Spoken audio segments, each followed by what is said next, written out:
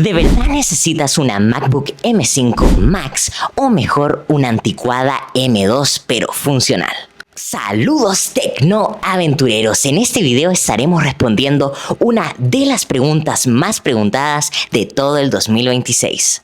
¿Vale la pena comprar un MacBook Air M2 existiendo la MacBook Neo o la MacBook Air M5, M5 Pro y M5 Max? La respuesta rápida es depende, ya que yo he estado utilizando esta máquina por más de un año y les puedo explicar y mostrar muy a fondo y detalladamente mi experiencia, y ya se los adelanto, es muy interesante.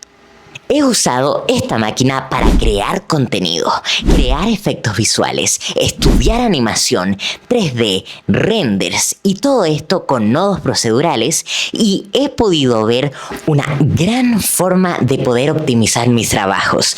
Pero si vamos a la realidad, si el M2 rinde como debería de rendir en estos tipos de trabajos, lo veremos un poquito más adelante.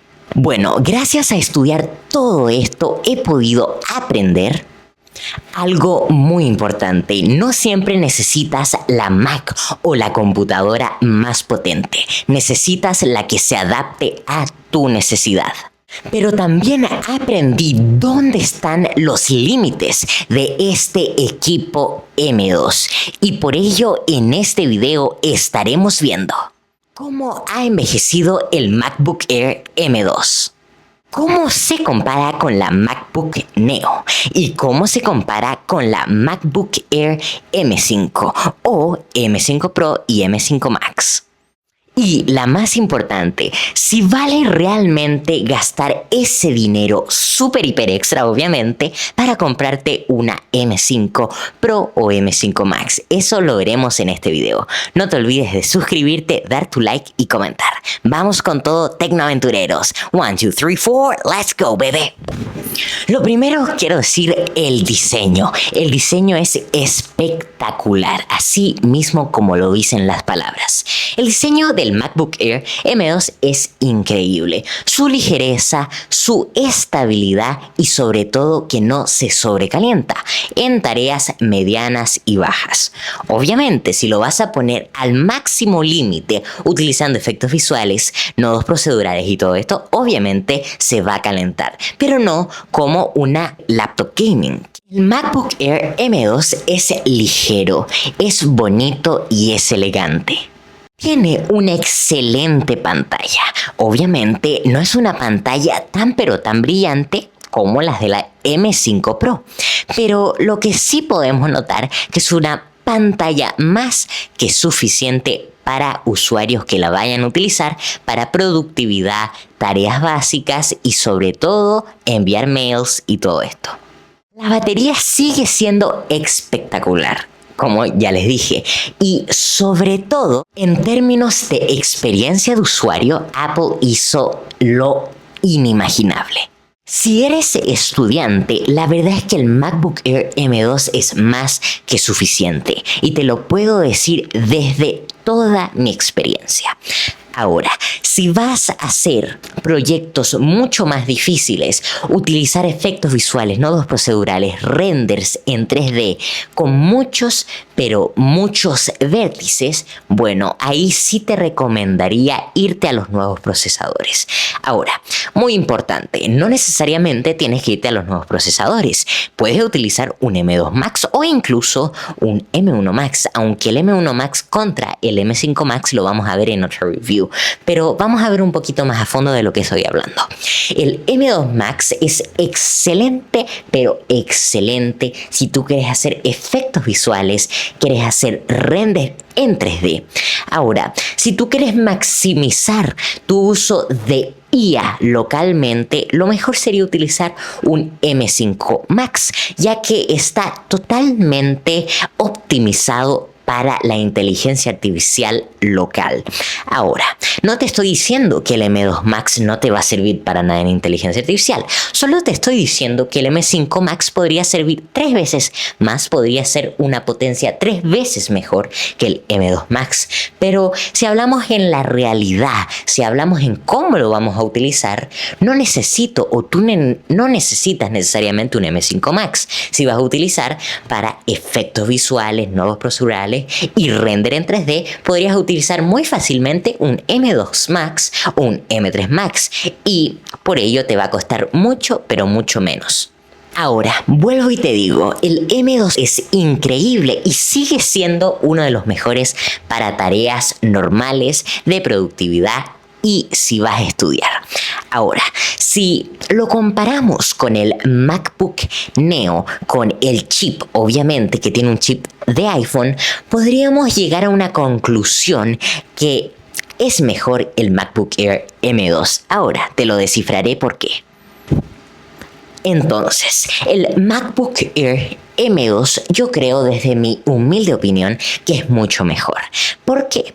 Porque el MacBook Air M2, si quieres una tecnología avanzada ya de los chips M y quieres una potencia de núcleos avanzada para correr un poquito más de solo estudiar, correr algunos renders, etcétera, no superarte, pero sí correr algunos renders, el M2 va a ser excelente. El MacBook Neo, el gran problema es que no te va a dar para ese extra de potencia, ¿me entiendes? Si tú utilizaras el MacBook Neo solamente para productividad y escuela sería excelente. Pero ¿qué pasa si tú quieres algo más barato que el MacBook Neo y quieres algo con esa potencia extra? Arriesgando, claro que no sea, digamos, un chip tan reciente, pero ya es de la gama de los M, vete por el M2, porque es una tecnología M muy avanzada, muy buena, mucho mejor que un chip de teléfono y sobre todo te va a poder ayudar a más que trabajar o estudiar. Vas a poder llegar a un punto donde puedas hacer renders, animaciones simples si tú trabajas en eso o edición básica e intermedia. Ahora, si hablamos de edición en DaVinci Resolve, que es uno de los programas que yo utilizo, y hablamos de Fusion, el mínimo es de 16 GB de RAM. Ahora, el MacBook Air M2 que yo tengo por el momento es de 8 GB de RAM y 256 GB de almacenamiento, el básico. Ahora, si tú te pones a pensar, sí, es poco 8 GB de RAM para el momento en el que estamos viviendo, sobre todo que las aplicaciones utilizan mucha más RAM y estamos en una necesidad de RAM y la RAM es mucho más cara, a pesar de que en Apple no ha afectado. Pero si nos ponemos a pensar un poco más a fondo, en Fusion funciona extremadamente bien el MacBook Air M2 con 8 GB de RAM. El problema es cuando empiezas a utilizar Fusion a un nivel intermedio y profesional, ya que esos 8 GB de RAM se te quedan cortos. Ahora, aunque el mínimo es de 16 GB de RAM, te puede rendir con 8 GB de RAM. ¿Por qué? Porque los 8 GB de RAM están mucho más optimizados que una workstation o una laptop de Windows. De hecho, pueden investigar en foros como Reddit y todos estos lugares que hay mucha gente que ha experimentado que sus workstations con 5090 o 4090 rinden mucho peor que una MacBook, por ejemplo, ya que las MacBook y su software y su sistema está optimizado para poder utilizar DaVinci Resolve al 100%. Ahora, como les digo, DaVinci Resolve es un programa espectacular. ¿Por qué? Porque te beneficia tu poder hacer efectos visuales dentro de tus videos, pero el gran problema es que con 8 GB de RAM no puedes sacarle el máximo provecho a tus efectos. cortos. Igualmente, Adobe Premiere es un excelente programa, no lo niego, a pesar de que, claro, la suscripción de Adobe la tienes que pagar todos los meses o todos los años. Por eso yo prefiero DaVinci Resolve. Igual ponga en los comentarios qué prefieren ustedes. Pero bueno, salgamos del tema de quién prefiere qué software. Vamos al tema del rendimiento en cada software. En Adobe Premiere he visto que funciona extremadamente bien, muy fluido, mucho más fluido que workstation grandes, ya que, como les digo, la optimización está muy pero muy optimizada. Entonces, en este caso, los 8 GB de RAM, a pesar de que sí se pueden quedar cortos, es al final una manera donde tú puedes trabajar sin gastar tanto y a lo mejor te limitas a hacer efectos tan pero tan preparados y pones efectos regulares, bajos, intermedios. Ahora, como te digo, si vas a editar niveles de efectos visuales o de edición profesional para tus videos, se queda corto los 8 GB de RAM. Te lo digo desde experiencia, porque en este tiempo he querido editar mis videos cada vez mejor, pero he podido ver que los 8 GB de RAM se quedan cortos, ya que hay un sistema de Mac que pone forzar salida y te dice los 8 GB de RAM, por ejemplo, que en este caso yo tengo en mi Mac, se han quedado cortos y te dice, por favor, cierra la aplicación o reanudar. Entonces, cuando yo empiezo a hacer efectos, empiezo a hacer rastreo, rotoscopias y todo esto, se empieza a quedar bastante corto y me empieza a pedir que reanude o que force la salida de DaVinci porque no deja.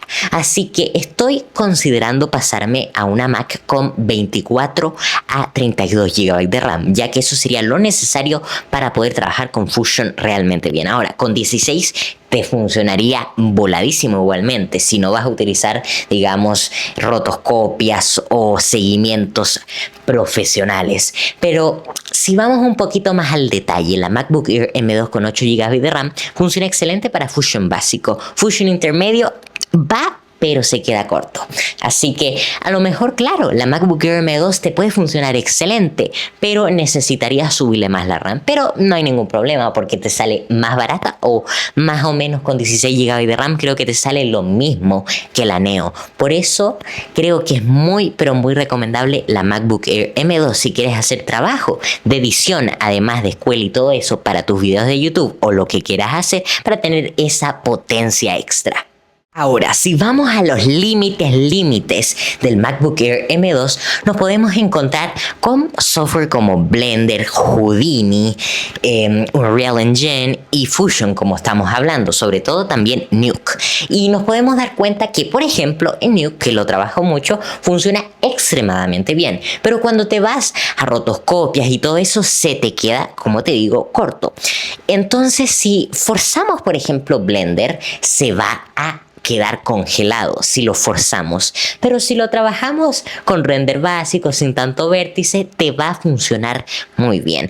Pero esta es la respuesta que tú quieres escuchar. Yo lo sé, que el MacBook Air M2 con 8 GB de RAM al precio que está hoy en día te va a funcionar para todo. En realidad el MacBook Air M2 es excelente, pero si tú quieres para todo no te va a funcionar con 8 GB de RAM. Por eso, si quieres utilizar efectos visuales, no procedurales y render en 3D, te recomiendo aumentar los GB de RAM. Y sobre todo el almacenamiento, claro, lo podrías dejar en 256, aunque te recomiendo ampliarlo, o comprarte un SSD, que a pesar sí a veces es medio incómodo llevarlo, para ahorrarte el dinerito. Pero si quieres tener un almacenamiento interno, ok, de Apple súper optimizado y súper rápido, auméntale nomás adentro del computador sin comprar SSD, que a pesar de que sí es más caro, es lo más optimizado y más libre de tu poder utilizar en el uso día a día.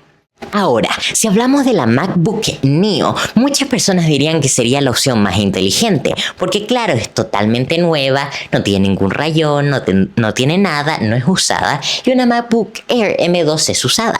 Correcto, si la consigues usada con una buena oferta, yo la compraría sí o sí. La MacBook Neo es un poco controversial, a pesar de que sí es súper optimizada, nueva y todo esto, pero si quieres darle ese extra de poder, no podrás. Así que síguete por mí y yo te recomiendo que si vas a utilizarlo solo para tareas normales, ¿ok? Y quieres algo totalmente nuevo, cómprate la MacBook Neo. Pero si quieres ese extra de potencia para algunos render y todo eso, cómprate la MacBook Air M2.